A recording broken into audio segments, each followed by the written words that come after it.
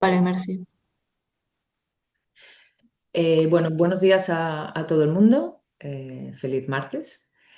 Me hace muchísima ilusión presentaros y dar la bienvenida a Roger Vallesca, un buen amigo y gran profesional. Convivimos y compartimos años de nuestra residencia en Fundación Puigvert, donde nos formamos como psicoterapeutas de orientación psicoanalítica. Una etapa de la que guardo y creo, Roger, que puedo decir que guardamos muy Sí. buenos recuerdos y donde tuvimos la suerte de tener grandes maestros. ¿Mm? Roger complementó su formación terapéutica en el Centro de Terapia Estratégica de Arezzo, en Italia, cursando el máster de terapia breve estratégica y el máster de comunicación estratégica, coaching y resolución de problemas. Precisamente hoy nos viene a hablar y acercarnos a la terapia breve estratégica, de la que yo particularmente tengo muchas ganas de conocer más, y creo que es un tema que puede ser de gran interés y mucha utilidad para todos nosotros, ya que es una terapia esencialmente pragmática y operativa. Es un modelo útil que nos va a permitir ampliar nuestros conocimientos y optimizar los resultados de nuestras intervenciones más allá o independientemente del modelo teórico de referencia que podamos tener cada uno de nosotros. Roger es psicólogo, es psicoterapeuta acreditado por la FEAP, es coordinador del área de salud mental infantojuvenil de la Fundació Hospitalàries de Martorell. Es vicesecretario del Colegio Oficial de Psicólogos de Cataluña y coordinador del Comité de Infancia y Adolescencia del mismo colegio, a la vez que docente y supervisor en diferentes entidades del ámbito sanitario y social. Pues sin más, yo doy paso a Roger, a quien agradezco en nombre de la Fundación la aceptación de estar hoy entre nosotros. Y estoy convencida que pasaremos una buena estona, un buen ratito. Gracias, Roger. Bueno, pues muchas gracias a tú, Cristina, muchas gracias a todos. Bueno, haremos la presentación en castellano. Si en algún momento se me va al catalán, pues ya volveré. Nada, la verdad es que encantado de estar con vosotros. La idea es un poco hacer una introducción a lo que sería la terapia breve estrategia y su aplicación en nuestro día a día. Claro, esta es una tarea, pues, prácticamente imposible de hacer bien en una hora, ¿no? Que tenemos una hora y poco. Porque por muy breve que sea la terapia breve, diríamos, ¿no?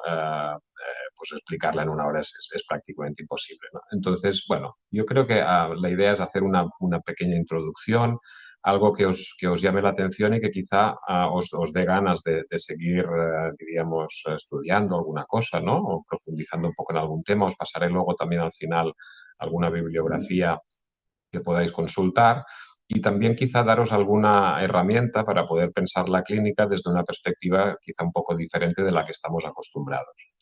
Um, entonces, al escuchar la presentación de Cristina, claro, yo recordaba, ¿no? Pues nuestros tiempos en la Fundación Puigvert con una formación psicodinámica pues muy intensiva, muy profunda, larga en el tiempo.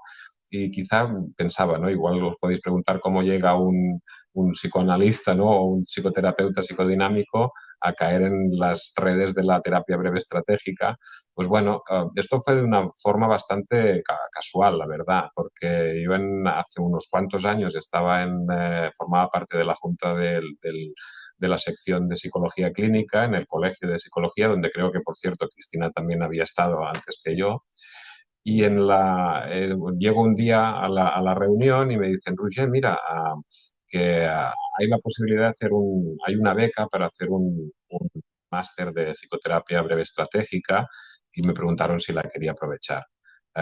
Esto es porque en estas juntas no se cobra ni un duro y se trabaja mucho, entonces desde el colegio a veces cuando llega alguna beca, pues se ofrece a las personas que están ahí dando el callo, ¿no? Me ofrecieron la beca y dije, bueno, hacía tiempo que no hacía algo distinto y tal. Y oye, pues me tiré un poco a la piscina os aseguro que sin saber prácticamente nada de lo que era la terapia breve estratégica, solo que me lo había recomendado una compañera, ¿no? Entonces, bueno, fui al máster sin saber apenas nada y enseguida empecé en fin, a picarme la curiosidad, ¿no? La terapia breve estratégica, como veréis, es un abordaje divertido, curioso, también muy eficaz, en algunas cosas. Evidentemente no sirve para todo, pero eso, ninguna terapia.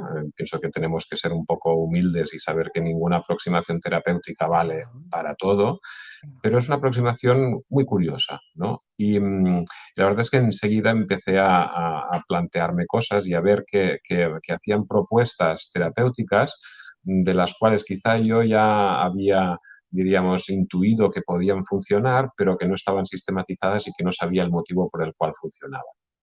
Y a partir de ahí, bueno, pues fue, diríamos, un amor a primera vista. Yo me enamoré de la terapia breve estratégica, más todavía por otra cosa que también ha apuntado Cristina, que es un modelo terapéutico muy pragmático. Es más un modelo tecnológico, diríamos, que un modelo de comprensión general de la psique de las personas, como podría ser más un modelo psicodinámico o otros. Y por lo tanto es un modelo muy aplicable incluso en contextos que pueden no ser estrictamente de terapia breve estratégica. Os pasaré también al final un artículo que publiqué en la revista de temas de psicoanálisis que se llama precisamente esto, ¿no? Uso de elementos de terapia breve estratégica en encuadres psicodinámicos, donde explico un poco esta cuestión. Luego os lo paso al final para que lo podáis consultar. Y en este artículo también está descrito de una manera pues un poco más bien hecha de lo que podría hacer hoy yo, un caso, justamente el que comentaré al final, sobre un trastorno obsesivo. En realidad os daré varias viñetas clínicas a lo largo de la charla para que podáis ir viendo un poco cuáles serían las pequeñas aplicaciones, ¿no? Las formas de comprender los fenómenos que observamos en el día a día de nuestras consultas. Bueno, dicho esto, os comparto pantalla, un segundito. Vale, lo compartiré de esta manera, creo que lo vais a ver bien, en lugar de la presentación, porque así puedo seguiros mejor, ¿vale? Porque si no, no veo a nadie y hablar con una pantalla es algo absolutamente terrible. Prefiero ver alguna cara. Entonces, las diapositivas están en catalán, pero como yo lo explicaré en castellano, creo que no va a haber dificultades en seguirlas. La primera cuestión importante es esta, ¿no? Hay factores que son básicos, ¿no? Y en realidad comunes en cualquier aproximación terapéutica, pero en terapia breve estratégica es muy importante pensar en estos tres elementos, ¿no? Que conforman la base de un trípode sin la cual una terapia no puede funcionar del todo, ¿no? O no funciona para nada. Que son la técnica, la comunicación y la relación. Hoy hablaremos bastante de técnica, os explicaré algunas técnicas, algunas herramientas que se pueden utilizar, pero no hay que olvidarse de que cualquier técnica, si no se aplica con una comunicación adecuada y con una relación también adecuada, pues entonces suele no funcionar, ¿de acuerdo? Hay bastantes personas que dicen, ostras, esto de la terapia breve estratégica está muy bien, pero yo probé una de las prescripciones de la terapia breve y no me funcionó. Entonces, generalmente ocurre eso cuando o bien no se ha hecho una buena exploración de cuál era el problema y quizá la técnica no era la adecuada, o lo más habitual es incluso que se haya aplicado una técnica correctamente, pero sin usar, diríamos, la forma comunicativa adecuada o bien no habiendo establecido la mejor relación posible con el paciente. Cuando hablamos de buena relación, no hablamos de llevarse bien con el paciente, ¿eh? Se entiende que sobre todo estamos hablando de establecer la relación más adecuada posible, la mejor relación posible para la consecución de los objetivos. No necesariamente es de llevarse bien, sino de adoptar la mejor posición que tengamos que adoptar para llegar al objetivo. Una forma de ejemplificar esto, que me parece interesante, es plantear un pequeño caso, una viñeta clínica, que no, en este caso no es mía, es una viñeta que quizá la habréis oído hablar en alguna ocasión porque es bastante conocida, famosa, que es de Paul Václavic, psicólogo que si bien nació en Austria, creo yo recordar, luego se emigró a Estados Unidos. Y él explicaba un caso curioso donde le llegó a la consulta un paciente que tenía la extraña obsesión de que se pasaba todo el día aplaudiendo, ¿no? Pero de una forma absolutamente compulsiva, ¿no? Con lo cual, al cabo de los meses y de los años, pues había acabado con laceraciones en las palmas de las manos, ¿no? Y tremendamente afectado por esto. Este señor había consultado con diferentes especialistas anteriormente sin que ninguno de ellos pues diera con la clave del problema y generalmente cuando los doctores que le habían tratado anteriormente o los familiares le decían, oye, ¿por qué aplaudes tanto? Pues él explicaba que aplaudía para mantener a los elefantes alejados de Alemania, ¿no? Para que los elefantes no invadieran Alemania. Claro, es una cosa bien absurda, ¿no? Desde nuestro punto de vista, pero desde el punto de vista del paciente, pues tenía cierta lógica. Entonces, cuando alguien le decía, oiga, pero si en Alemania, fuera de los elefantes que puede haber en un zoológico, no hay ninguno, ¿no? En toda Europa, en realidad, ¿no? Y entonces el tipo contestaba diciendo, efectivamente, mi técnica funciona, ¿no? Con lo cual, fijaros que de una lógica absurda se había llegado a una lógica que para él era absolutamente coherente.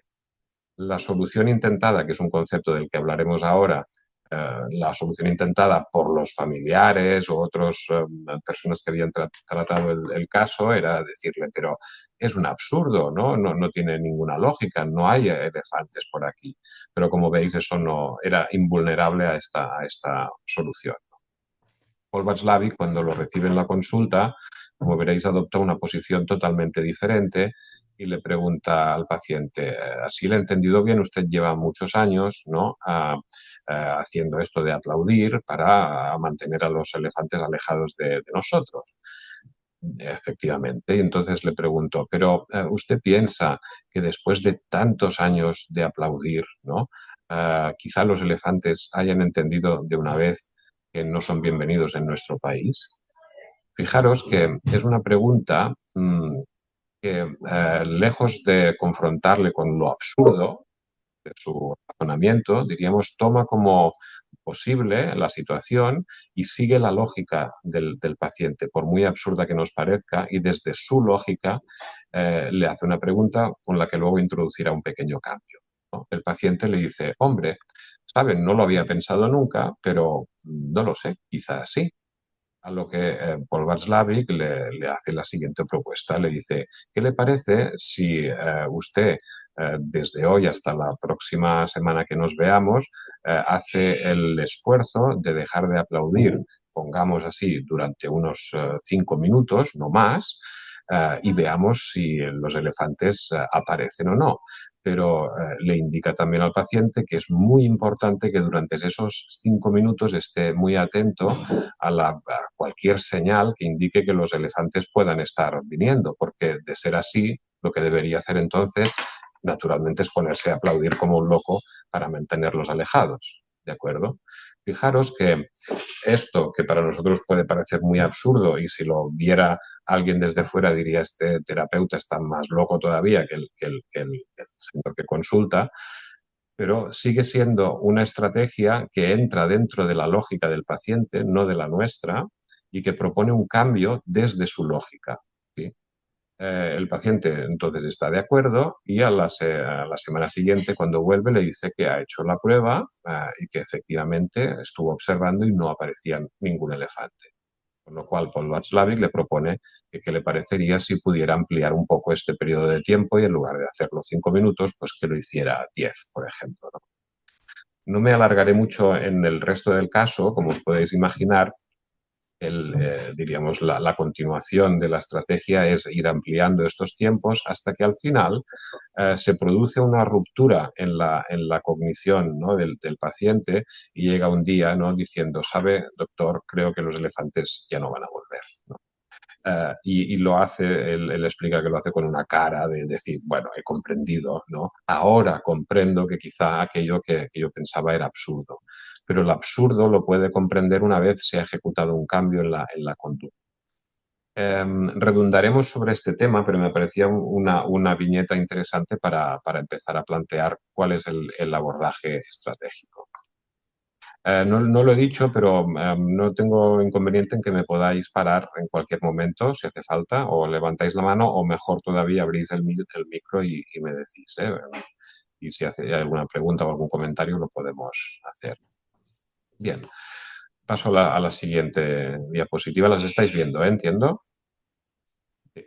Sí, sí, tot Vale. correcte, Roger, tot correcte. Entonces, diríamos que en esta diapositiva os planteo, ¿no?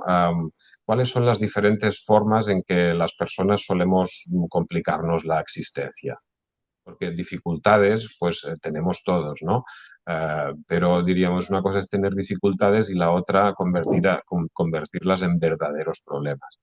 Generalmente hay estas tres formas, ¿no? de complicarse la existencia. Una es no intervenir cuando deberíamos de intervenir en la acción, perdón. Por ejemplo, no sé, en clínica infanto-juvenil, ¿no? Muchos padres que explican que sus hijos, pues yo qué sé, ya hace tiempo que estaban o sé que se van mal o que no gestionaban, no toleraban los límites, etcétera, pero los padres piensan, bueno, esto ya se le pasará, no hay que hacer nada, ¿no? Hay que evitar, diríamos, ponerle límites porque entonces se enfada todavía más, etcétera. Entonces no intervienen, esto es un pequeño ejemplo, con lo cual el problema, en lugar de desaparecer, aumenta y termina convirtiéndose en una situación muy complicada. Bien sabéis, ¿no? Este sería un primer ejemplo. Habría que haber intervenido, pero no se ha hecho en el tiempo, en el momento que convenía. Pero luego también está, en el segundo lugar está cuando intervenimos cuando en realidad no hacía ninguna falta hacerlo. De esto también hay un montón de ejemplos, pero por poneros uno sería, eh, por decir algo, eh, una vez que alguien que tiene un dolor de cabeza, ¿verdad? Que lo mejor que puedes hacer es decir, bueno, pues oye, ya se me pasará, ¿no?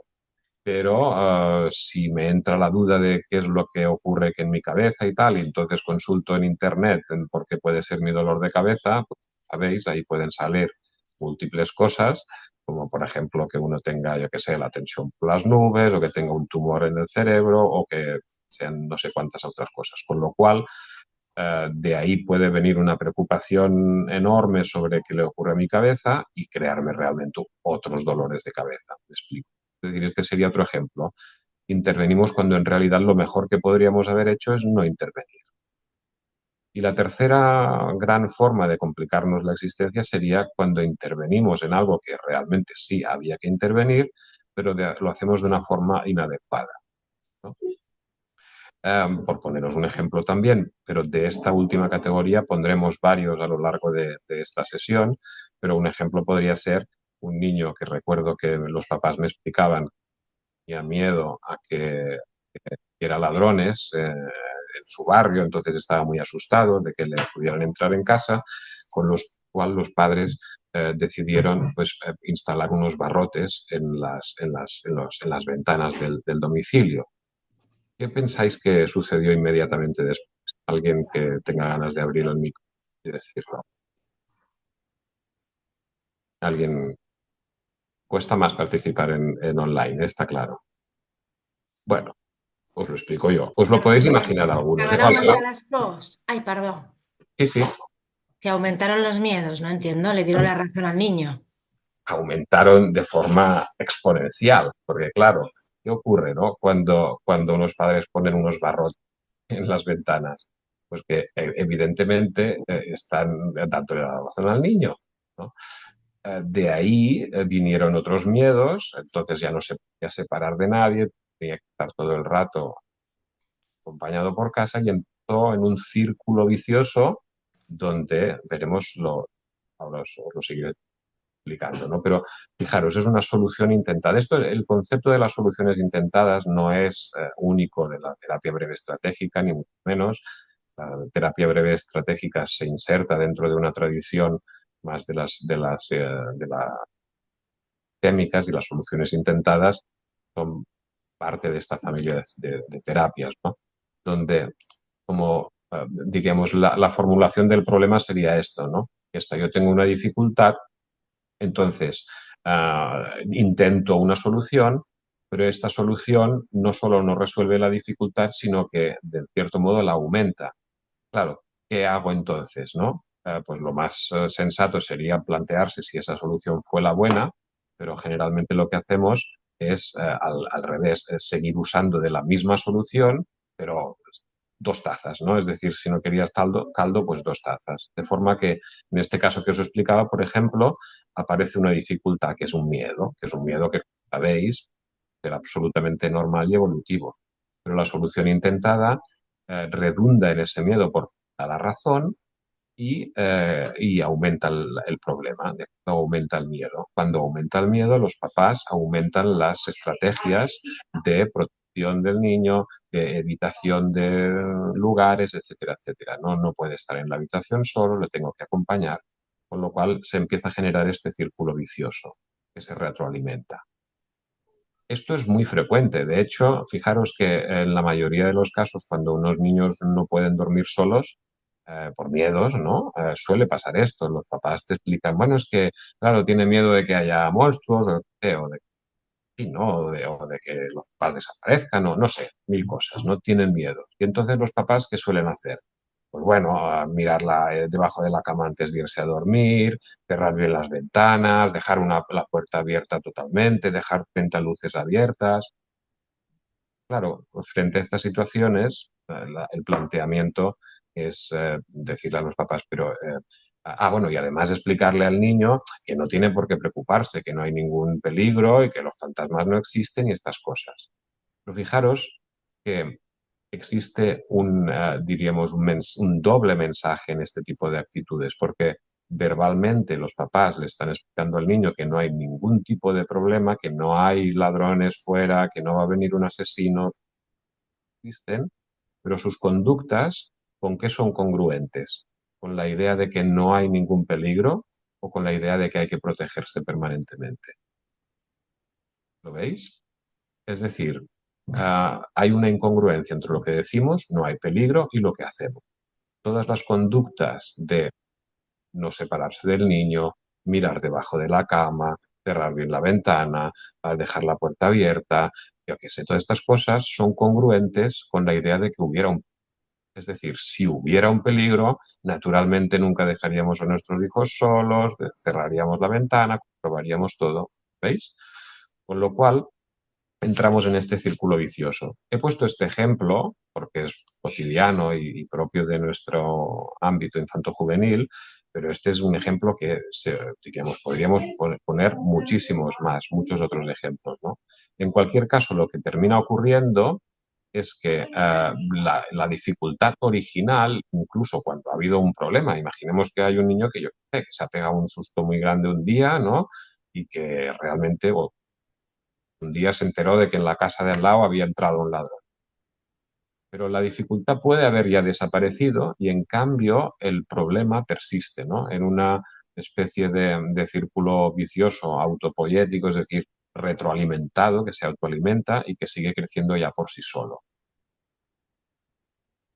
Una manera de explicarlo también, como dice Marino Pérez, es que un problema psicológico se puede entender como un esfuerzo contraproducente. Me parece interesante este concepto porque es verdad que las personas se esfuerzan enormemente, ¿no? O sea, las familias con todo tipo de problemas, ¿eh? Las familias, los propios pacientes se esfuerzan enormemente, pero generalmente en direcciones que no llevan a ninguna parte, no solo a agotarse o a incluso a sumergirse todavía más en el problema.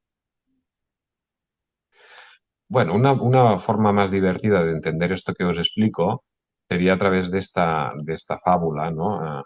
Que quizá algunos la conocéis. Esta es la fábula bueno, es una alegoría en realidad, ¿no?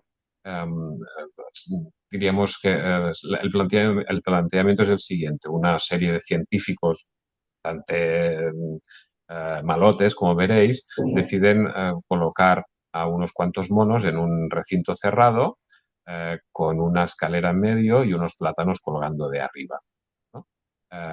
Y entonces, para hacerlo más divertido, diríamos, colocan también unos sensores eléctricos y un espersor de agua para que en el primer momento en que cualquier mono suba por los plátanos, entonces le pegan una descarga eléctrica a todos ellos, ¿no?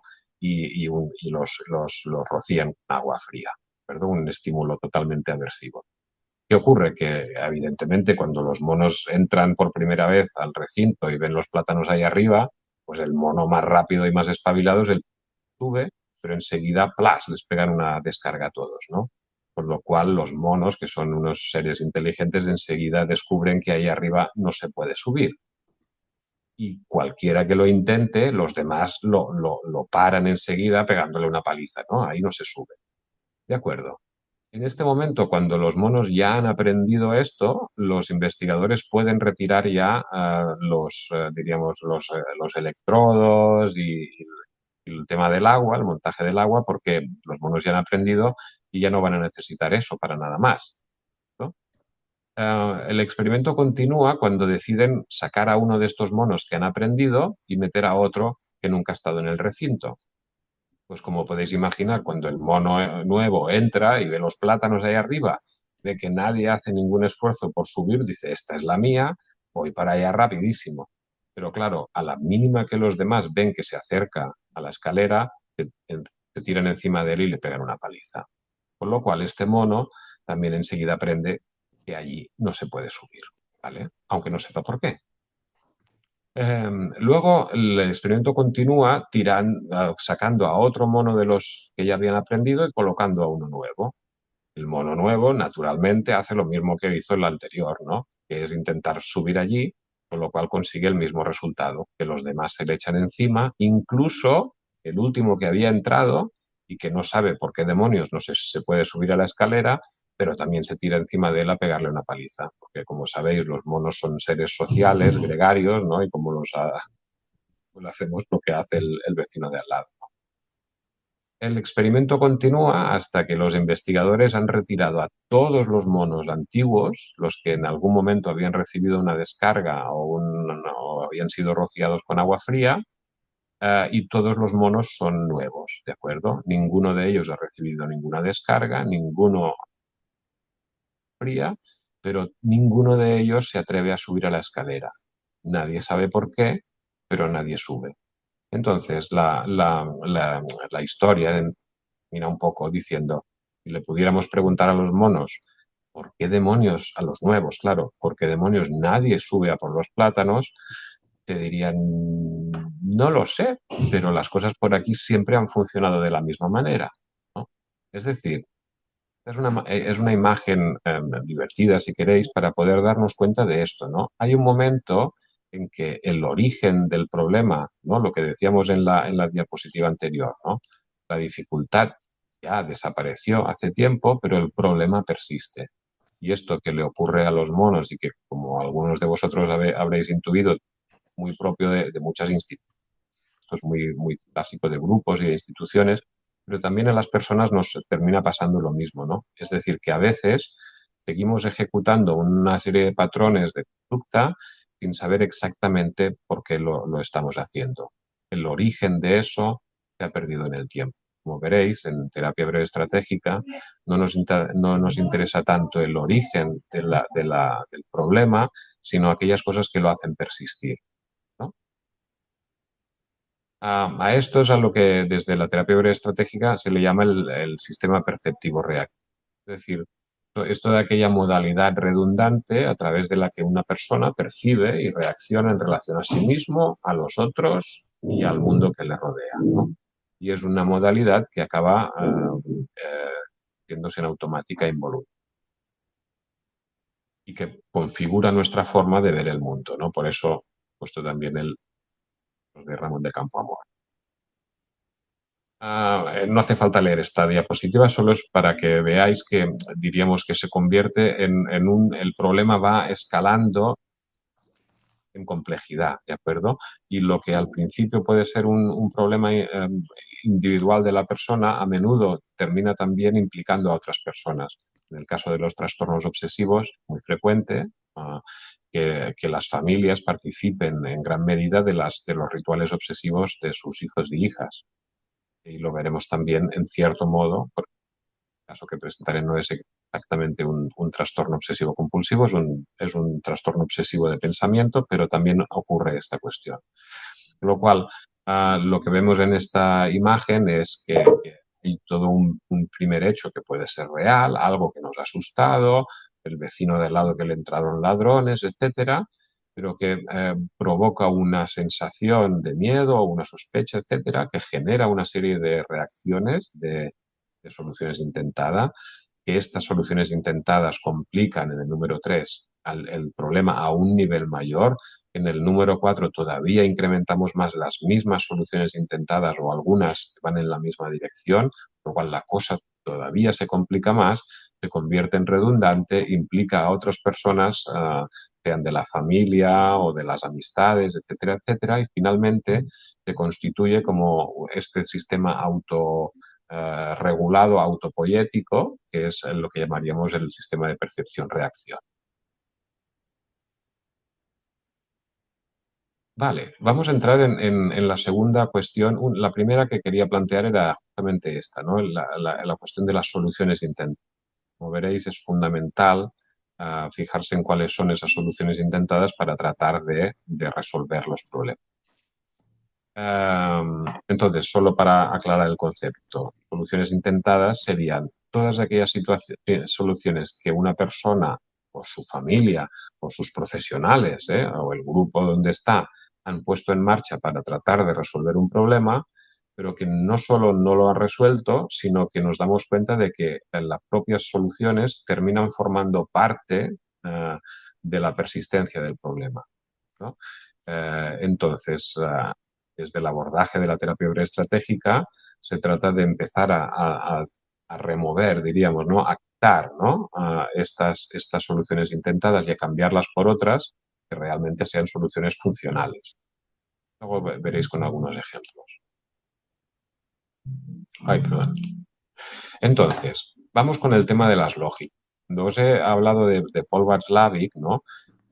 Fijaros que os decía, ¿no? Paul Václavic lo que hace es buscar cuál es la lógica del paciente, ¿no? Y trabajar desde la lógica del paciente, no desde la nuestra, ¿no? Entonces, diríamos que hay dos lógicas, diríamos las lógicas ordinarias, dos tipos de lógicas. Lógicas ordinarias y las lógicas no ordinarias. Lógicas ordinarias serían las correspondientes a la lógica aristotélica, ¿no? de toda la vida, ¿no? Pero lo que nos interesa sobre todo son estas tres lógicas de aquí, las que forman parte de las lógicas no ordinarias, que son las lógicas, llamémoslo así, de lo ilógico, aunque resulte paradójico, ¿no? Lo de los elefantes, ¿no? Es una lógica del paciente, entonces hay que poder entender cuál es y trabajar desde ella. Las que nos vamos a centrar hoy son la lógica de la paradoja, la contradicción y la creencia, ¿no? Pondré algunos ejemplos. La paradoja es aquella situación en que algo es verdadero y falso al mismo tiempo, ¿no? En el que hay una ambivalencia o varias que se vehiculan en un mismo momento temporal. Os pongo un ejemplo para que lo entendáis bien. Es como yo intento conseguir una cosa, pero mis acciones para conseguir esa cosa hacen que consiga exactamente la contraria. Por ejemplo, yo tengo miedo de ponerme rojo al hablar en público. Mi intento de control del enrojecer hace que me ponga nervioso y me enrojezco. ¿Perdón?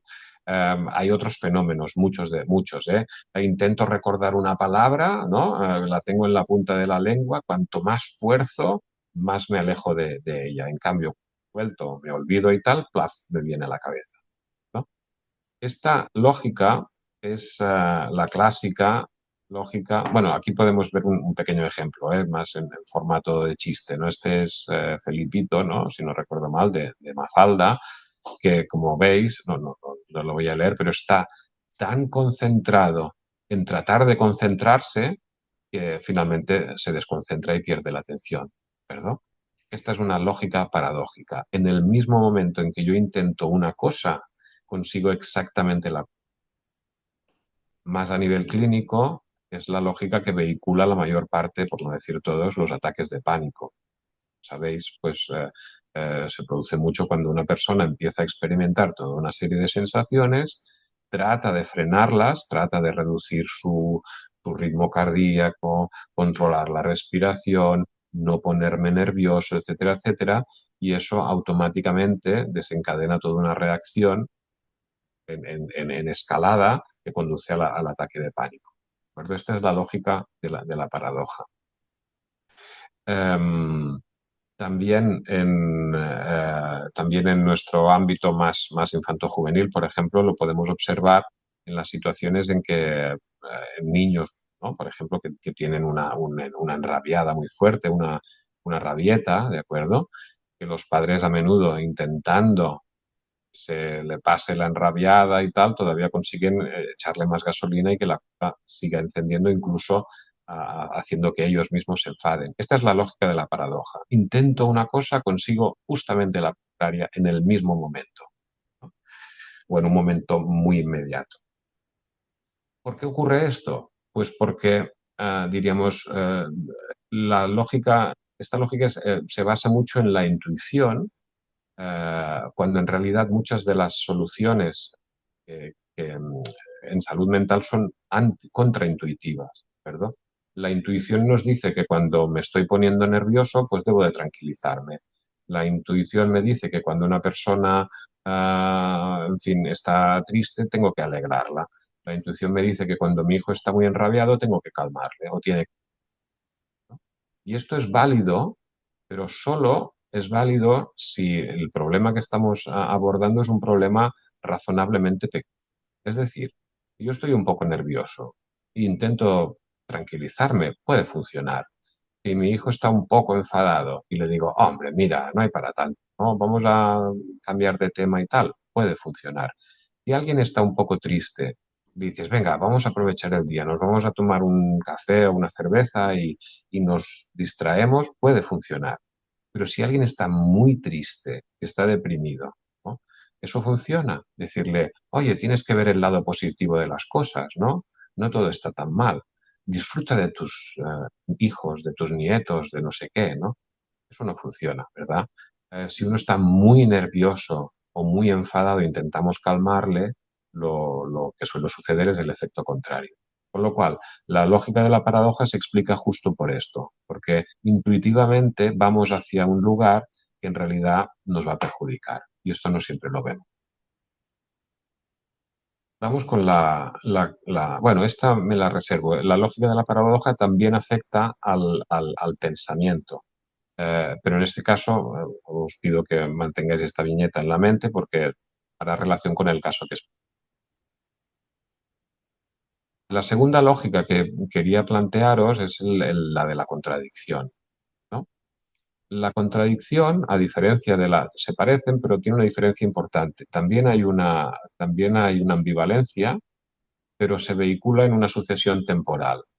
Es decir, en la lógica de la contradicción, cuando yo ejecuto una acción, la que sea, eso inicialmente funciona, pero luego el problema se complica más. Un ejemplo muy básico, pero que funciona muy bien con niños pequeños y no tan pequeños. Cuando te pica un mosquito, ¿no? ¿Qué ocurre? Porque te viene un malestar, ¿de acuerdo? ¿Qué nos viene a todos ganas de hacer?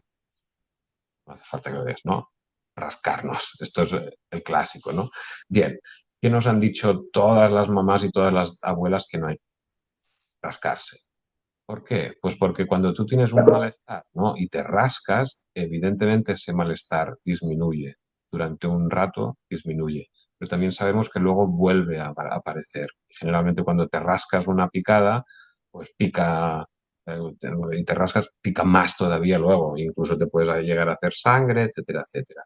esta es la lógica de la contradicción. Fijaros que aquí, a diferencia de la paradoja, lo que nos encontramos es que inicialmente la actuación que nosotros hemos hecho parece funcionar, pero luego no funciona, ¿de acuerdo? A un nivel más clínico, la lógica de la contradicción es la que explica la inmensa mayoría de los problemas fóbicos. Es decir, la solución intentada, clásica, típica de una persona fóbica es la evitación, ¿no? Entonces, si por ejemplo yo tengo miedo a hablar en público, ¿no? Y hoy antes de, ¿no? Estoy muy nervioso porque tengo que hablar con vosotros. Unos minutos antes llamo a Cristina y le digo, mira, Cristina, es que estoy con el COVID, no podré hacer la charla, ¿no? Bueno, qué lástima, otro día, bueno. Vale, entonces yo automáticamente mi ansiedad disminuye, ¿de acuerdo? Pero ¿a costa de qué? A costa de haber seguido alimentando la idea de yo no soy capaz, no puedo hacerlo, por lo cual aumentará mi inseguridad y en la próxima ocasión en que yo tenga que charla o enfrentar una situación complicada, el problema habrá aumentado. Es la misma situación de la picadura del mosquito, pero aplicada a una situación clínica. La mayoría de fobias se explican por este patrón contradictorio, pero lo mismo ocurre con los trastornos obsesivo-compulsivos, ¿de acuerdo? Los trastornos obsesivo-compulsivos funcionan igual. Cuando una persona empieza a ordenar, bueno, como veis en estas imágenes, ¿no? O cuando se lava compulsivamente las manos para sentirse limpio y para sentir que aleja de sí mismo diríamos, las bacterias, los virus, etcétera, ¿no? Lo que está haciendo es tranquilizarse en un momento inicial, pero como bien sabéis, la sensación de limpieza dura, bueno, menos que un chupa-chup en la puerta de una escuela, es decir, dura nada, ¿no? Con lo cual entramos en la misma lógica contradictoria, que además tiene la particularidad que se va complicando, ¿no? Se va complicando de modo que, como decíamos antes, va haciendo un bucle en el cual cada vez se hace el problema más grande y además empieza a involucrar a otras personas que están a su alrededor, los padres, principalmente en el caso de infanto, donde sabéis que muchos de ellos terminan participando de los rituales obsesivos de... Fijaros que es la misma historia que decíamos al principio, ¿no? Un niño tiene miedo de los ladrones, entonces ponen hacen una estrategia que en realidad le da la razón a la creencia del niño, ¿de acuerdo? Pues aquí estaríamos en lo mismo. Cada vez que yo me limpio las manos, alimento la creencia de que yo no puedo estar sin lavar, ¿no? Con lo cual se produce este efecto de retroalimentación entre la cognición y la conducta. La conducta alimenta la cognición, la cognición aumenta la conducta. Bien.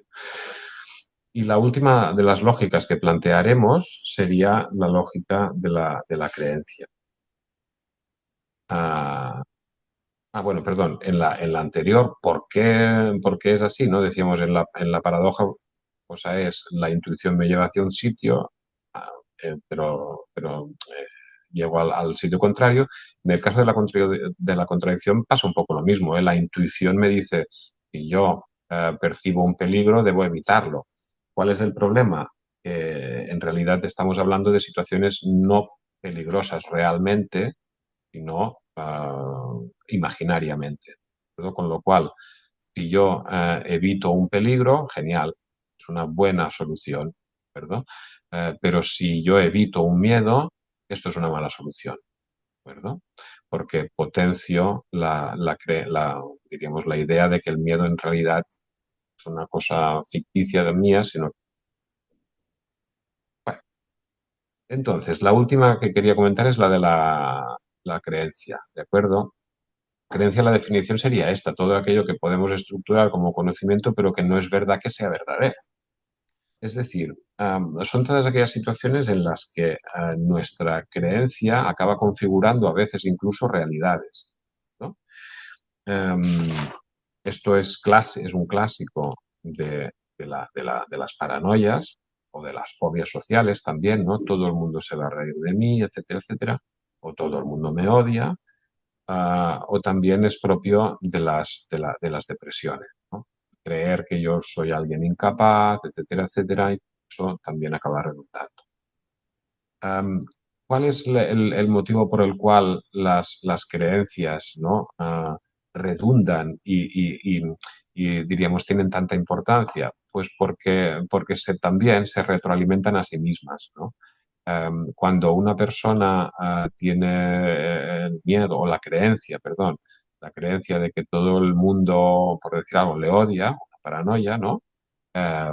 Suele relacionarse con el resto de las personas de una manera muy peculiar, ¿no? Muy defensiva, eh, que hace que a menudo pueda tener problemas reales con los demás, ¿no? Con lo cual acaban confirmando su creencia.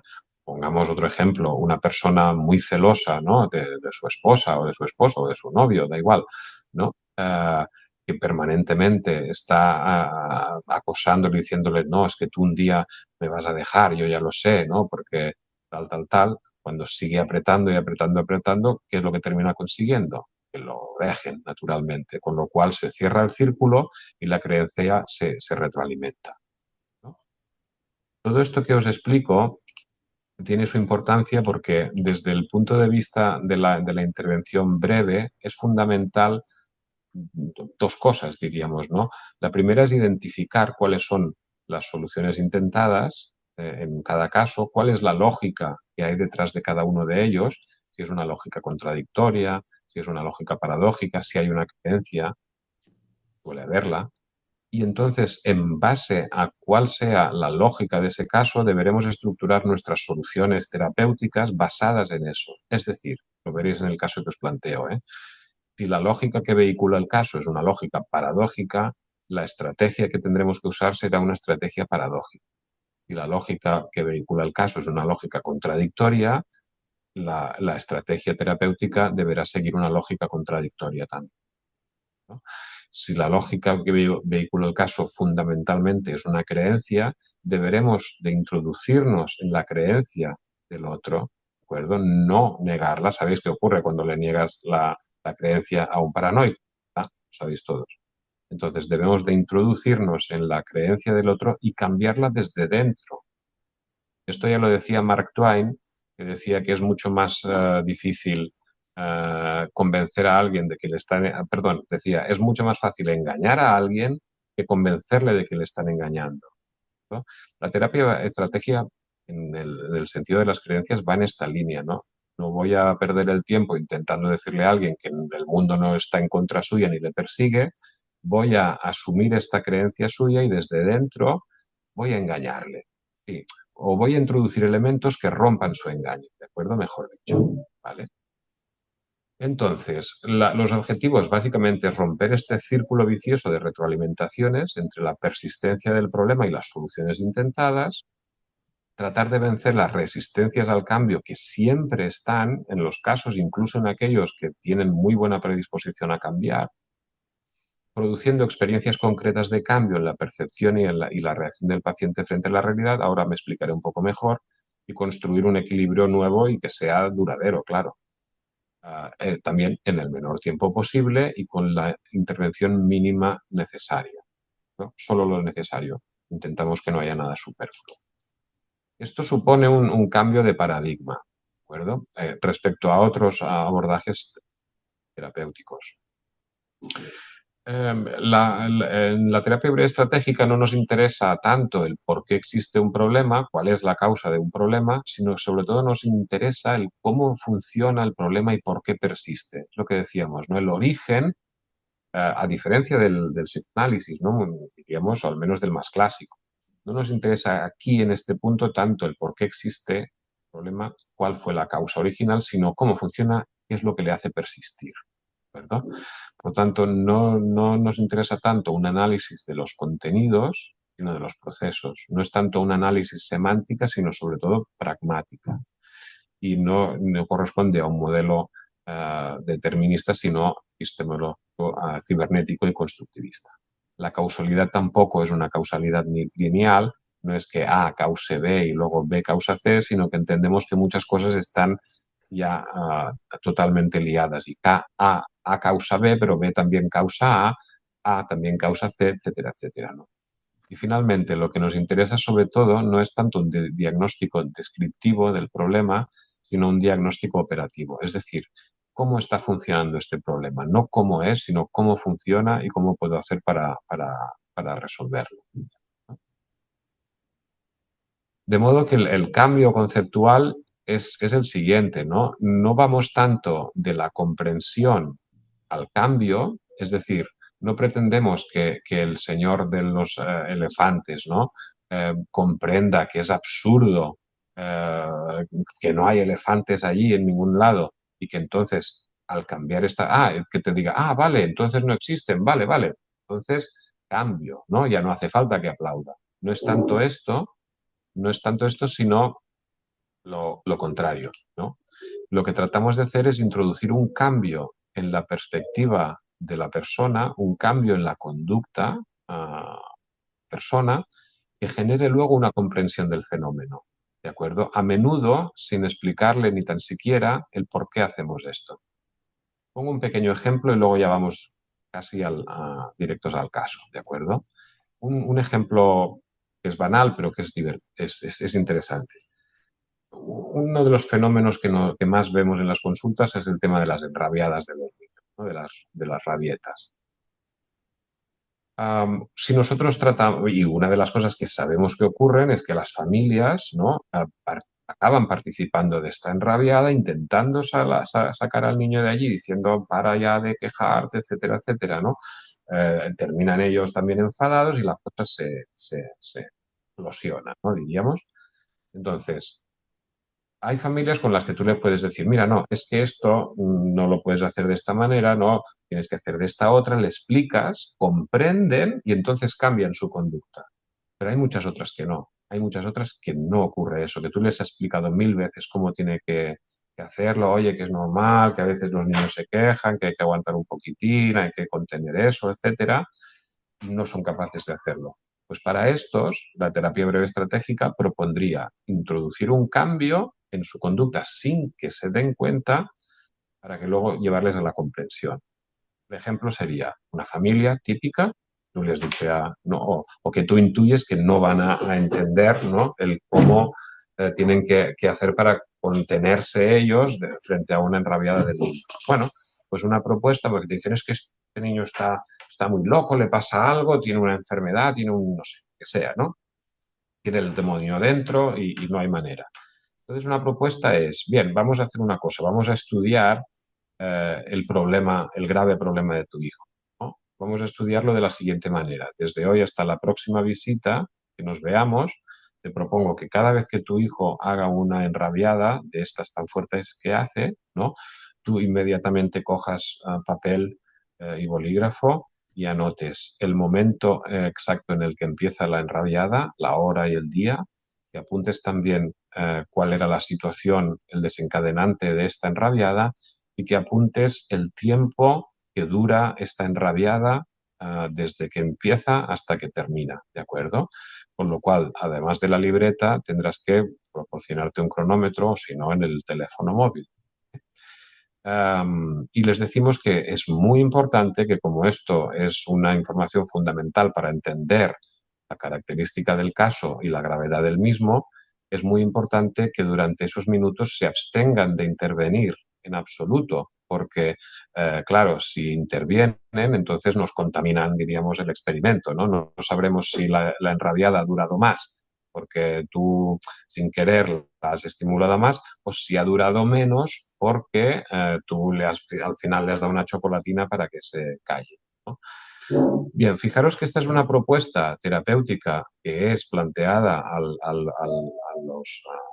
pacientes o a las familiares, ¿no? Se les plantea como una estrategia diagnóstica, pero en realidad eh, tiene un elemento de cambio, ¿no? Porque estamos cambiando la posición de la familia, pero asumiendo su hipótesis de que el niño está como una cabra, ¿no? Y de que tiene el demonio dentro, ¿de acuerdo? Asumimos esa hipótesis, no es que le demos la razón a los padres, es que asumimos eso como una posibilidad y les decimos, vamos a estudiar eso.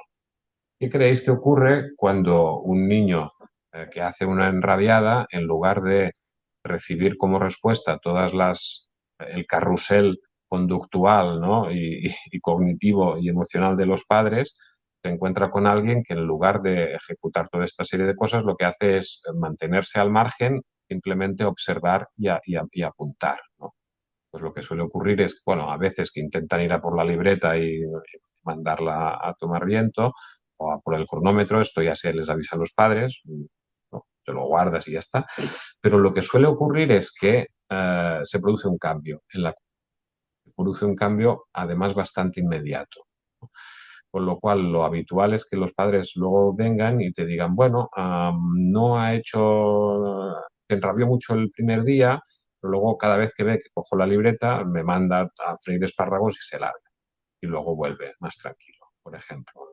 Fijaros, este es un elemento, no digo que siempre haya que tratar los casos así, ni mucho menos, ojo, pero sí que son elementos que uno puede poner en juego y que siempre se basan en esta cuestión. Fijaros que aquí vemos una lógica contradictoria, porque generalmente bueno, contradictoria o paradójica, está ahí, ¿no? Porque a veces los padres, diríamos, insisten y tal, la cosa se complica más, a veces ceden, le compran la chocolatina, pero luego la cosa se vuelve a complicar. La lógica puede ser paradójica o contradictoria. Pero la estrategia es mantener a los padres afuera, con lo cual al principio igual el niño sí que intenta llamar más la atención de los padres, pero si consiguen mantenerse en esa dicho, eso decae, ¿de acuerdo? Bueno, es un pequeño ejemplo. Bien. Vais siguiendo, ¿eh? Hasta aquí. ¿Alguna pregunta que queráis hacer ahora? Bueno, Roger, si vols acabar el que hagis d'acabar i quan estiguis ja farem el torn de preguntes, que així molt bé, molt és bé. més fàcil després que la gent vagi fent les preguntes. Tu acaba Muy bien. tranquil. Pues voy hacia el final, bueno, Vale. hacia la presentación del caso. Bueno, al final, el resumen de esto que os he dicho es, el marco en el que nos movemos es intentamos cambiar algo para que luego haya una comprensión. En este ejemplo que yo os ponía, una vez hemos cambiado la posición de los padres y los padres ven que eso cambia la conducta de los niños, podemos empezar a explicar cosas. O incluso los propios padres se dan cuenta de que manteniéndose al lado en una posición que en realidad es más contenedora, pues la cosa mejora. Entonces pasamos del cambio a la comprensión, no de la comprensión al... Bueno, Oscar Wilde dice, ¿no? Mucho más difícil hablar de una cosa que no pasa a hacerla. Pues bueno, o Pascal, que decía, antes de convencer al intelecto es imprescindible tocar y predisponer el corazón. Entonces, tratamos de ejercer primero un cambio en la conducta y en la percepción de la persona, y ese cambio eh, nos lleva a un cambio en la conducta, en el comportamiento. Bueno, esto nos lo podemos saltar. Vamos a hablar del caso que os quería plantear, ¿de acuerdo? El diálogo estratégico es una parte fundamental de la terapia breve estratégica. Es una herramienta más que es súper interesante. Hay un librito que justamente se llama El diálogo estratégico, que es un libro breve. La ventaja de la literatura de terapia breve estratégica es que es sencilla de leer, se lee fácil, es incluso divertida. Un librito que se lee en un viaje de tren de un par de horas y que es interesante. De acuerdo, el diálogo estratégico, no tendremos tiempo de hablar de esto, naturalmente, pero sí que os explicaré el caso organizándolo en base a lo que son los pasos del diálogo estratégico para que al menos te suene alguna cosa y veáis por dónde va. Se presentó a la consulta en el CESMIC un chico que en aquel momento tenía 13 años y que venía con un diagnóstico de trastorno obsesivo y derivado desde el hospital. En nuestra zona nos corresponde Sant Joan de Déu. Y venía de allí porque anteriormente había consultado en urgencias y en urgencias ya le habían instaurado medicación antidepresiva y ansiolítica, porque el chico venía con una ansiedad enorme explicando que desde hacía un tiempo, a raíz de alguna visualización que había hecho de pornografía internet, le venían a la cabeza unas imágenes terribles de contenido sexual muy explícito, de relaciones sexuales con su mamá, o de gatos destripados, cosas muy desagradables, ¿de acuerdo? No hace falta extendernos más. Él me explicaba un poco todas estas imágenes y que desde entonces no conseguía librarse de estas imágenes y le tenían permanentemente atormentado, ¿de acuerdo? Una de las cosas que habían hecho, la familia también, viendo que lo pasaba tan mal, era intentar distraerle. Vamos a enumerar un poco las soluciones intentadas, que son las clásicas de este tipo de situaciones. Intentaban distraerle, intentaban decirle no cosas, intentaban quitarle importancia, bueno, eso, tonterías. Y la madre empezó a no a tener contacto, a no abrazarle, no cogerle, porque temía hacerle sentir sexualmente, diríamos, incómodo, ¿no? Al tener estas ideas, ¿no? Estas imágenes. Y el chico, evidentemente, su solución intentada principal, ¿cuál creéis que era? Es decir, ¿qué es lo que intenta una persona intuitivamente cuando se le mete una idea horrorosa en la cabeza? Pues dejar de pensarla, ¿no?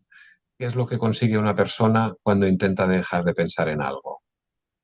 Pues pensarlo el doble, ¿no? Os pongo un ejemplo. Imaginaros que yo ahora os digo, ya, vuestra vida entera y la de vuestros familiares depende de que desde este momento hasta el final de la charla, nunca jamás se os ocurra pensar en el número 3, ¿no? Porque eso desencadenará una catástrofe familiar. Bueno, es una trampa, ¿de acuerdo? Es una trampa mental, porque en el momento en que intentamos no pensar en algo, lo pensamos más. Bien, este es el cuadro. Este chico venía con una inquietud horrorosa, había ido a urgencias varias veces, al final le habían incorporado esta medicación, llevaba un mes con la medicación, no había teoría, con lo cual empezamos a trabajar desde un punto de vista estratégico. Fijaros, en las preguntas con ilusión de alternativa corresponden a una primera valoración del caso, ¿no? ¿Qué es lo que te ocurre, no? ¿Vale? Estas primeras preguntas son las clásicas que cualquiera de nosotros haría, ¿no? ¿Dónde ocurre el tema? ¿Cómo es? ¿Con quién? Etcétera. Pero luego preguntamos sobre las soluciones intentadas, ¿no? Por ejemplo, entonces, cuando tú te vienen estos pensamientos, ¿qué es lo que haces, no? Y normalmente son preguntas que las llamamos con ilusión de alternativa porque damos dos opciones, ¿no? Cuando tú tienes estos pensamientos, ¿qué sueles hacer? ¿Sueles intentar dejar de pensar o sueles aceptarlos y esperar a que se vayan? Esta sería una opción de pregunta, ¿verdad? Le damos dos opciones. Sabiendo que si es un caso de trastorno obsesivo de pensamiento, lo que nos va a responder es intento dejar de pensar, que es lo clásico. La siguiente pregunta podría ser, entonces, cuando tú intentas dejar de pensar, ¿consigues que esas imágenes desaparezcan o permanecen allí y cada vez se hacen mayores? Vuelve a ser una pregunta con ilusión de alternativa, ¿no? Porque yo ya sé lo que me va a responder.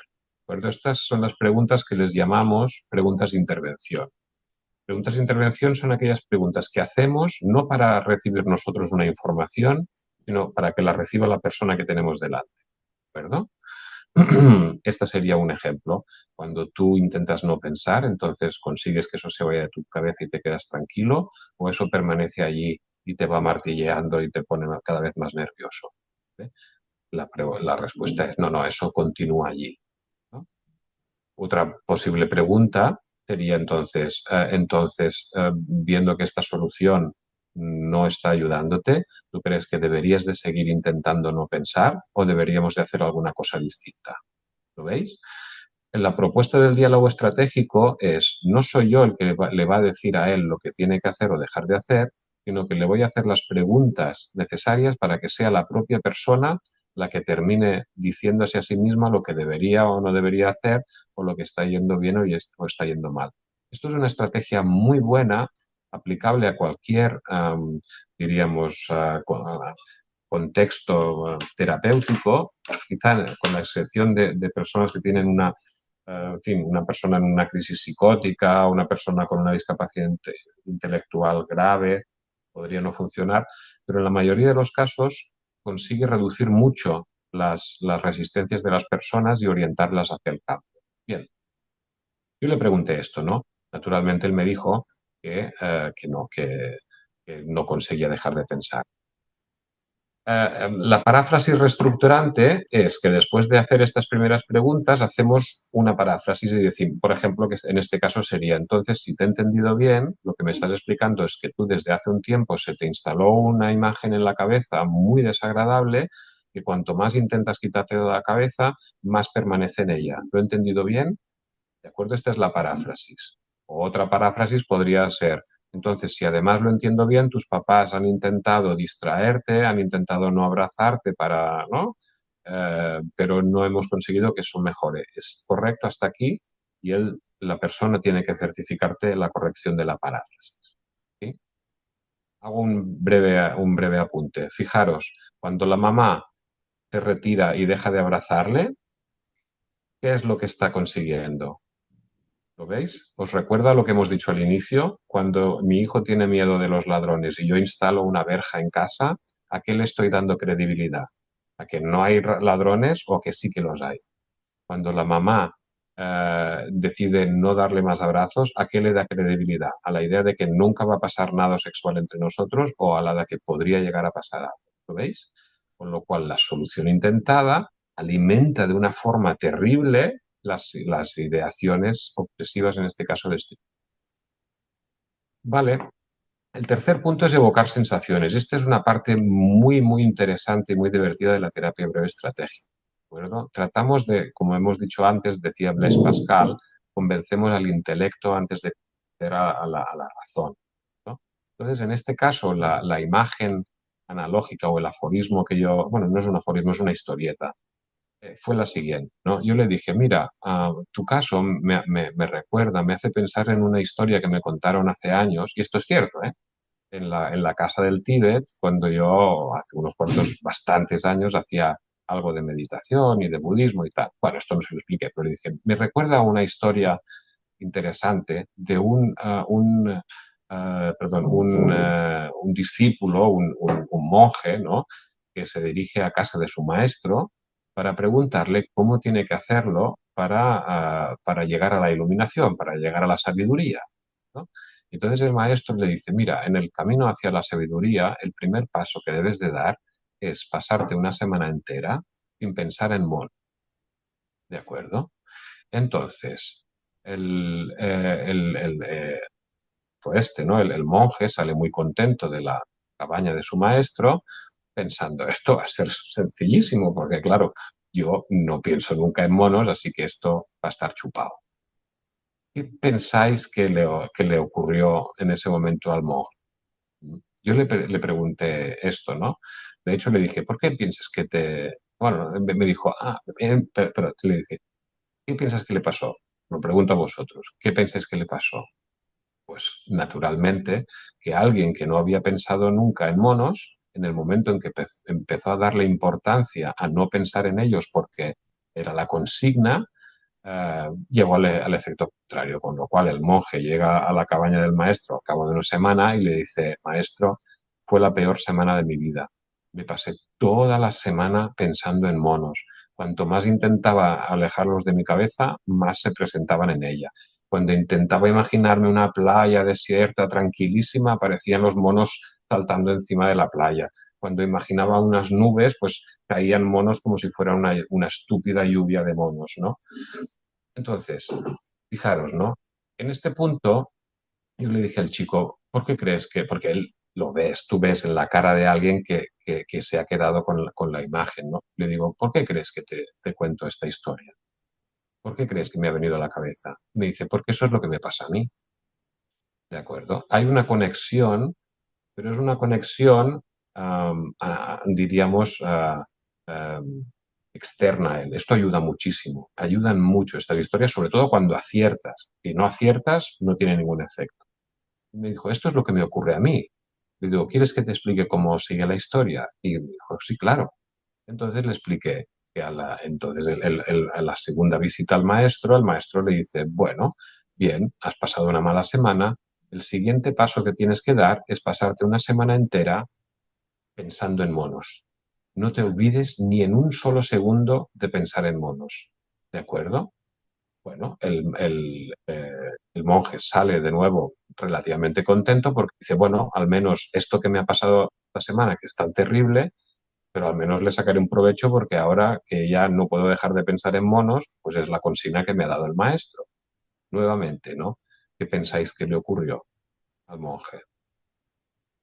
Pues que si vosotros habéis hecho algún ejercicio de meditación o de mindfulness o de cualquier cosa de estas, sabréis que si os metéis en la cabeza, bueno, voy a pensar un rato, yo qué sé, en monos, o en una vela, o en una mandarina, o en lo que sea, al cabo de... Y voy a poner el cronómetro. Y en el primer momento en que mi mente se vaya hacia otro lado, lo paro y os apuesto a que no duráis ni 5 minutos pensando en algo sin despistaros. Porque nuestra mente es paradójica en este caso, ¿no? Entonces yo le dije, mira, en la segunda visita el maestro le dice esto, ¿no? Y entonces, claro, el tipo este, que era un tío inteligente, el chaval, me dice, "Mm, pero tú me estás sugiriendo que yo me pase todo el día pensando en estas cosas tan desagradables que no quiero pensar. ¿Lo veis? Lo pilló. Y yo le dije, hombre, no, yo creo que eso es lo que te está pasando ahora ya, ¿no? No me acabas de decir que tú no puedes quitarte este pensamiento de tu cabeza 24/7. Ah, claro. Entonces, ¿cuál es la propuesta? Y entonces aquí, fíjate, ¿no? Llegamos a la prescripción como un descubrimiento que si lo hacemos bien es un descubrimiento conjunto. La paráfrasis general sería, si tú me has dicho que tienes un pensamiento obsesivo en la cabeza, que cuanto más intentas deshacerte de él, más se te clava como si te lo clavaran con una chincheta en el cerebro, eh, y que deberíamos de hacer una cosa distinta, yo lo que te propongo es que tratemos de hacerlo diferente, que hagas lo siguiente, ¿no? Que tú durante esta semana, hasta que nos volvamos a ver, dediques 5 minutos cada 2 horas, en las horas pares, en punto, dedicas 5 minutos a estos pensamientos. Tienes que pensarlos, estés donde estés con quien estés, traes a tu mente estos pensamientos tan desagradables durante 5 minutos. Cuando terminan los 5 minutos de reloj, vuelves a tus cosas y hasta las 2 horas siguientes. Bueno, pero me dijo, pero ¿y qué ocurre si estos pensamientos vienen entre horas, ¿no? Yo le dije, bueno, lo que puedes hacer entonces es primero invitarles a esperarse a las 2 horas en punto. Pero si a pesar de eso siguen llamando a tu puerta y desean entrar, entonces los vuelves a dejar entrar, pero en ese caso los piensas sistemáticamente durante 5 minutos. ¿De acuerdo? Claro, el tipo estaba un poco dudoso, ¿no? Yo le dije, mira, yo te estoy dando la oportunidad, te estoy dando, diríamos, en esta semana podemos hacer dos cosas. Puedes empezar tú a controlar tus pensamientos o puede ser que tus pensamientos sigan controlándote a ti. Los pensamientos los vas a pensar. Esto está clarísimo. O sea, estamos fastidiados. No se lo dije así, pero estás jodido. Pero podemos elegir si los vamos a pensar introduciendo algo de control nuestro en estos pensamientos o si los vas a pensar de todos modos de forma absolutamente descontrolada. ¿De acuerdo?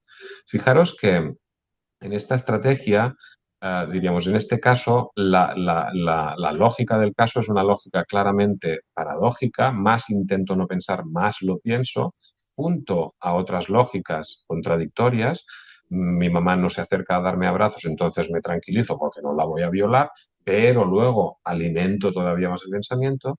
Y aquí teníamos que introducir un elemento paradójico, que era la prescripción de la ritualización del pensamiento, y luego, evidentemente, la familia indicarle que renunciaran a esas soluciones intentadas, ¿no? Que no se trataba tanto de no abrazarle o decirle, no, distráete, sino decirle, bueno, si tantos pensamientos ahí, me los puedes contar, los vemos juntos y no nos vamos a asustar. Y además, si te tengo que dar un abrazo, qué caray, te lo doy, ¿no? Estas fueron las prescripciones. No me alargaré mucho porque ya estamos bastante ajustados de tiempo, pero funcionaron muy bien. A la siguiente visita venía un chico absolutamente diferente, ¿no?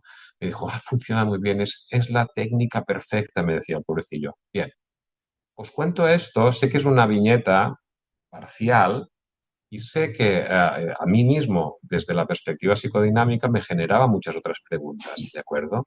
Preguntas las podemos abordar posteriormente. ¿Cuál es la relación de este chico con la sexualidad? ¿Que hay algo más edípico en todo este asunto? De acuerdo.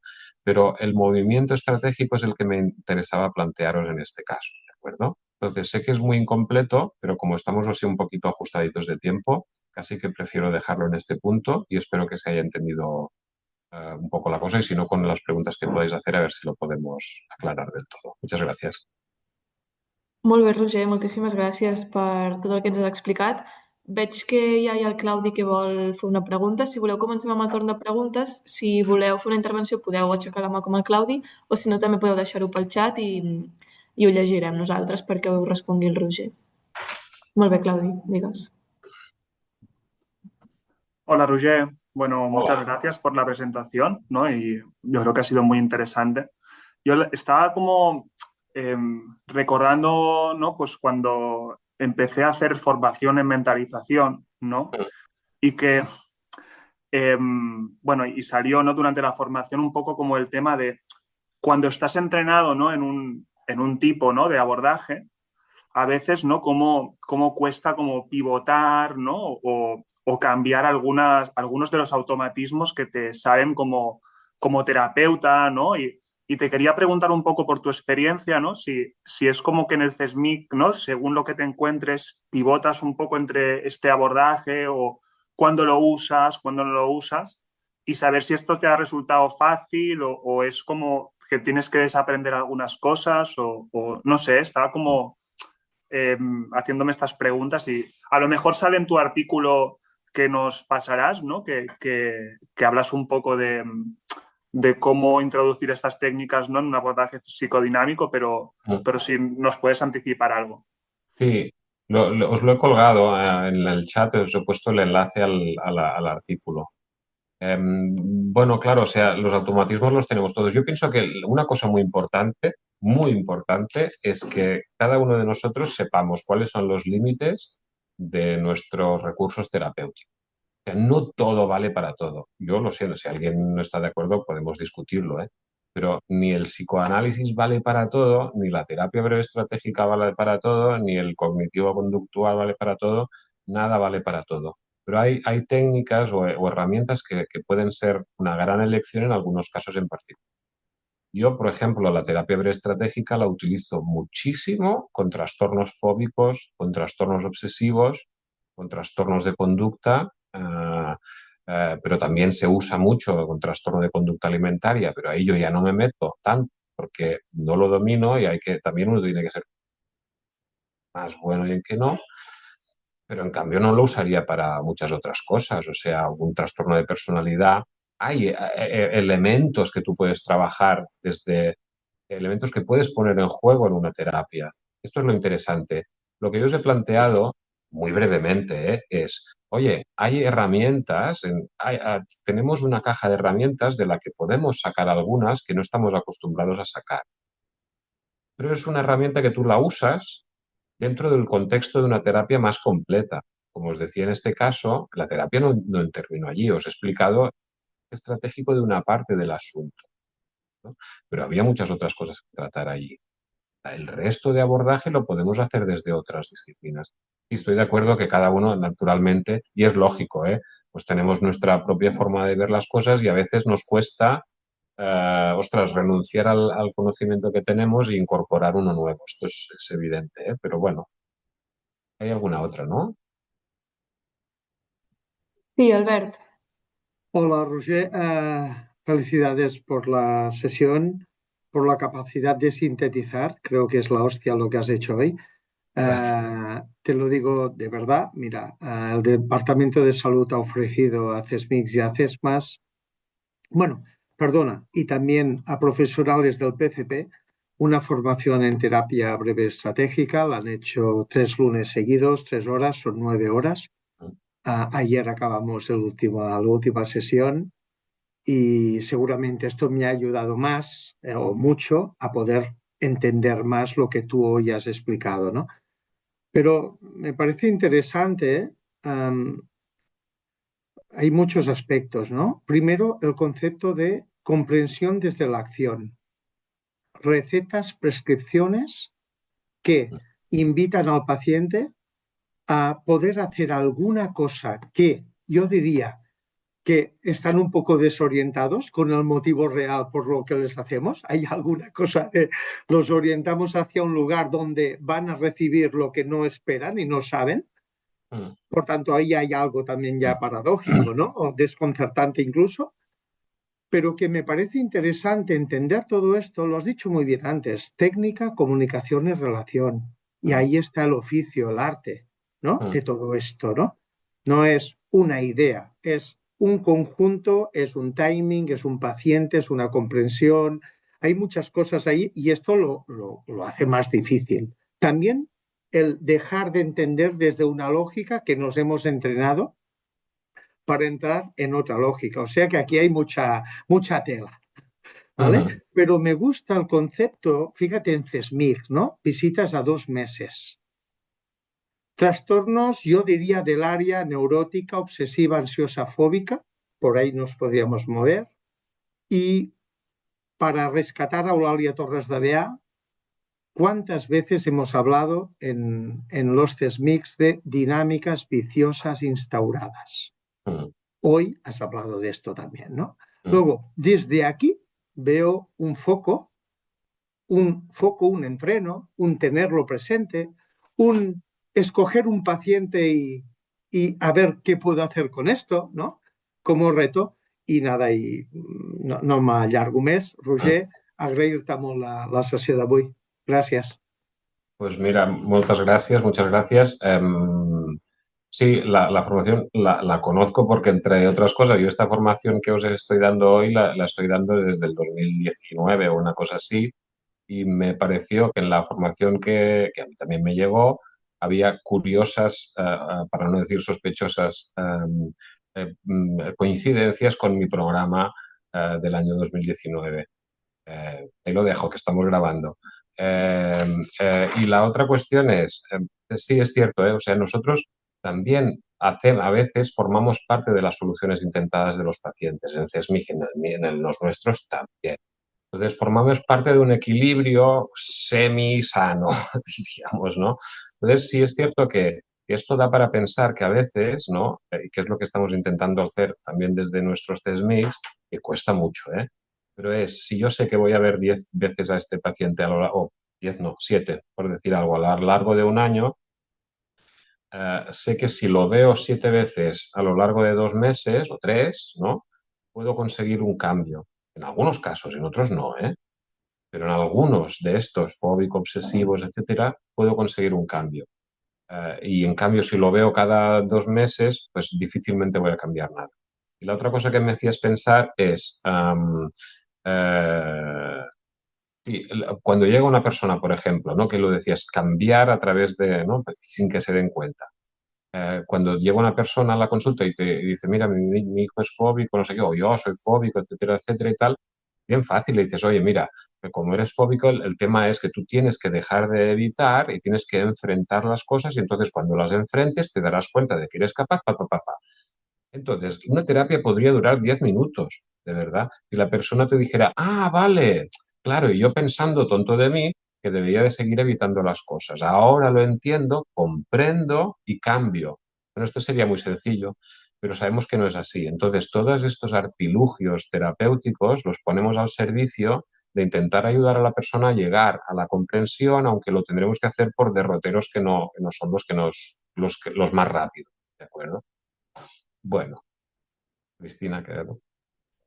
Sí, bueno, agradecerte, ¿no? Primero de todo, gracias. Y hoy que hablábamos un poquito de Fundación Puigverd, Roger, me ha venido a la mente algo que hacía nuestra adjunta Núria Camps, que aquí seguramente todo el mundo también la conoce porque, aparte de ser conocida, ha venido también a alguna sesión clínica.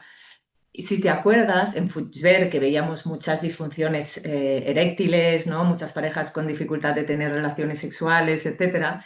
Me ha venido ahora cuando Núria les pedía que estuvieran juntitos un ratito, dándose caricias y masajes, pero les prohibía absolutamente tener relaciones sexuales, ¿no? Era una prescripción paradójica. Exactamente, yo creo, no sé, lo he encontrado bonito y que también hablábamos de Puigvert, ¿no? ¿Y qué pasaba entonces? Que venían y decían, mire, lo siento mucho, doctora, pero hemos tenido relaciones sexuales, ¿no?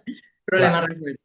claro, mira, fíjate, me sirve para terminar, ¿no? Este chico, cuando le di esta prescripción, vino a la semana siguiente y me dijo, pero lo siento, no la cumplí del todo, ¿sabes? ¿No? Y digo, ¿y eso? Me olvidé. De acuerdo, entonces le dije, bien, fantástico, es lo que queríamos, ¿no? Es decir, si tú intentas olvidar, recuerdas como un loco, ¿no? Si tú intentas no olvidarte de algo, se te acaba yendo de la cabeza, tarde o temprano.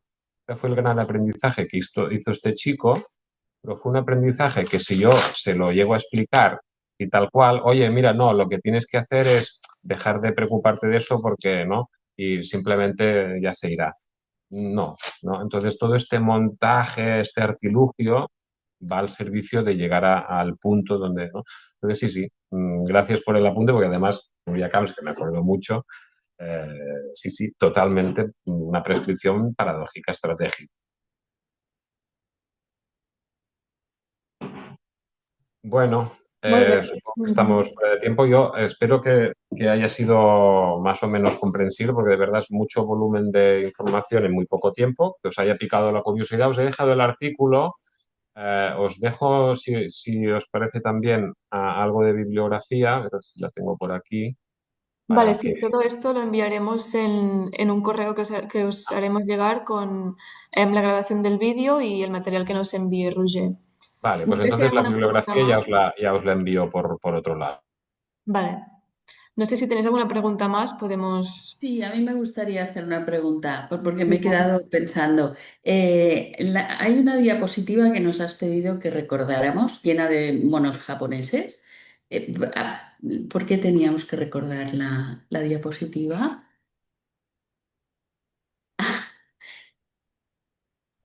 Jo s'ha quedat cotxalat ara. Sí, Sí, oi? s'ha Sí, quedat penjat. ara Bueno, tornarà. recordeu, oi, que ha dit? Això recordeu perquè m'agradaria El saber. monjo, pel noi que va a veure el monjo i li fa la proposta, jo m'imagino que és això, no? Pues no ho sé. Saps què et vull dir o no? Sí, Aquell sí, nano... recordo que ho ha dit, Jo, però no. jo diria que és una imatge de plena de monos, no? Pues Que jo el que m'havia està... oblidat. M'he Igual era una desconnectat. prescripció paradògica i he estat més Ja el atent. tenim A aquí, mi ja el tenim aquí. m'agradaria tenir-ho aclarit. Perdonad, que m'he desconnectat sense voler. Roger, perdona, perquè Sí. potser estàs fora de temps, però ens has demanat que recordéssim una diapositiva en la que hi havia uns micos japonesos. Ah, val, sí, sí, era per això, perquè era la que es referia en el cas aquest, els monos, no? El no pensar en monos era Vale, per això. Era la historieta paradoxal aquesta de si d'acord. tu intentes no pensar en monos, los vas a tener ahí todo el día. Això té a veure amb la llegenda del Lev Tolstoi, oi? Ostres, mira, no ho sé, la vaig sentir fa molts anys, no sé a què correspon, però me la van explicar a la Casa del Tibet, a Barcelona. Sí, el Tolstoi diuen que el seu germà gran li va dir una vegada seu amb aquest cantonet d'aquí i no et moguis fins que puguis deixar de pensar en un os verd. Mm. I que es va tirar tota la tarda allà, no es va moure. Bueno, i seguia, era més llarga, però m'ho ha recordat molt. Bueno, moltes gràcies, interessantíssim. Bueno, doncs perdoneu, que estava tancant coses i he tancat això. Bueno, doncs res, moltes gràcies, encantat d'estar amb vosaltres i res, sabeu on som. Moltes Molt gràcies, bé. Roger. Gràcies. Gràcies, Roger. Una abraçada. Gràcies. Adéu. Molt bé. Adéu. Doncs això, us enviarem un butlletí per si voleu recuperar la sessió i amb el material. Moltes Molt gràcies bé. a tots. Moltes Gràcies. gràcies. Adéu, una Gràcies, abraçada. gràcies, Adéu. Cristina. Adéu. Ai.